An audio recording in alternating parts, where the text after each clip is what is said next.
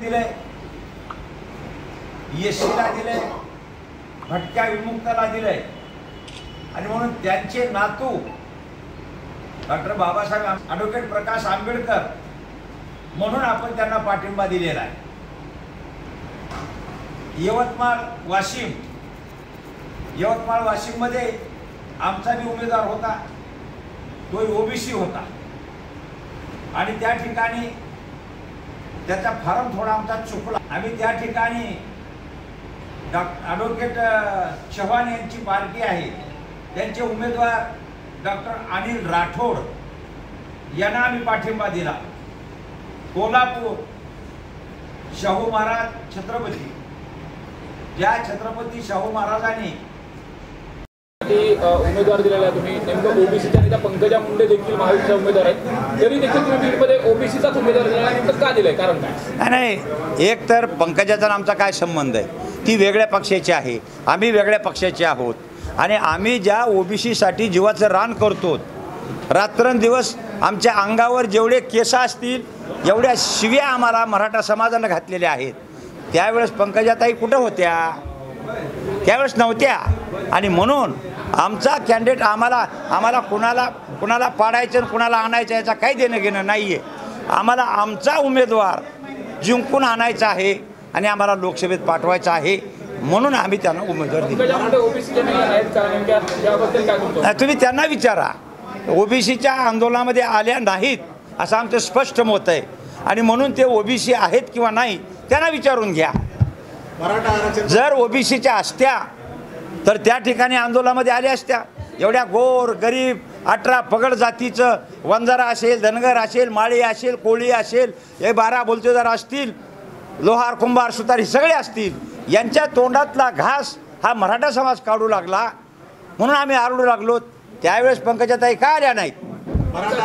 OBC संदर्भात त्यांची भूमिका कशी, ओबीसी संदर्भात पंकजा मुंडेंची भूमिका कशी? आज त्यांना विचारा ना, मला काय माहिती त्यांची भूमिका दिसली कशी?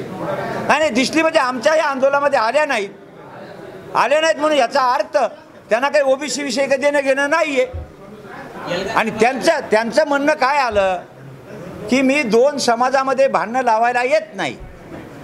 मग त्यावेळेस आमच्या नेत्याने आम्ही विचारलं की आम्ही कुणाबरोबर भांडणं करायला लागलो, म्हणजे आमच्या आरक्षणाचा आम्ही बचाव करायला लागलो का आम्ही भांडणं करायला लागलो, हे आम्ही त्यांना सुद्धा बोललेले आहेत, सगळं झालेलं आहे। भुजबळ साहेबांचा आशीर्वाद घेऊन तुम्ही ही पार्टी स्थापन केली, बीडमध्ये देखील उमेदवार दिले, तर भुजबळ साहेबांचा बीडमधल्या उमेदवाराला आशीर्वाद? अहो, महाराष्ट्रात जिथं आम्ही आमचे उमेदवार उभे आहेत तिथं भुजबळ साहेबाचा आशीर्वाद आम्हाला आहे, कारण भुजबळ साहेबाचा आशीर्वाद घेऊनच आम्ही पार्टी स्थापन केलेली आहे। मराठा आरक्षण प्रश्नावर जर ओबीसीतून आरक्षण दिलं तर मी माघारी घेतो उमेदवारी, असं त्यांनी जाहीर केलं बजरंग सोनवणे। त्यांचा प्रश्न आहे तो, तुम्ही त्यांना प्रश्न विचारा, आमचा काही प्रश्न नाही। आमच्या समोर जे कोणी येईल त्यांच्याबरोबर विरोधात लढायचं आहे आम्हाला, त्यामुळे तुम्ही आपण त्यांनाच विचारलेला बरं आहे। नेमका लोकसभा निवडणुकीमध्ये आपली पार्टी कुठल्या मुद्द्यांना घेऊन पुढे उतरलेले, यामध्ये ओबीसीचा प्रश्न मग त्यांच्या मुला बाळांचा शिक्षणाचा सगळा प्रश्न, उद्या जिल्हा परिषद पंचायत समिती याचा प्रश्न आणि जातनिहाय जनगणना ही झाली पाहिजे याच्याबद्दल, शेतकऱ्याच्या प्रश्नावर आम्ही लढणार आहेत, शेतमजुराच्या प्रश्नावर आम्ही लढणार आहेत, विद्यार्थ्याच्या प्रश्नावर आम्ही लढणार आहेत। आज या ठिकाणी एवढा आता गारपीट झाली, मागे बी गारपीट झाली, त्याच्यावर कुठं काही आम्हाला अनुदान मिळालं नाही आमच्या शेतकऱ्याला। रेल्वेचा प्रश्न आहे, आज ज्वलंत प्रश्न आहे रेल्वेचा। 10 वर्षापासून रेल्वे येते, 25-30 वर्षापासून रेल्वेचा प्रश्न आहे। दरवर्षी आम्ही करू म्हणजे प्रत्येक 5 वर्षाला मग काय आणखी का 50 वर्षानं करायचे का? म्हणून त्या हो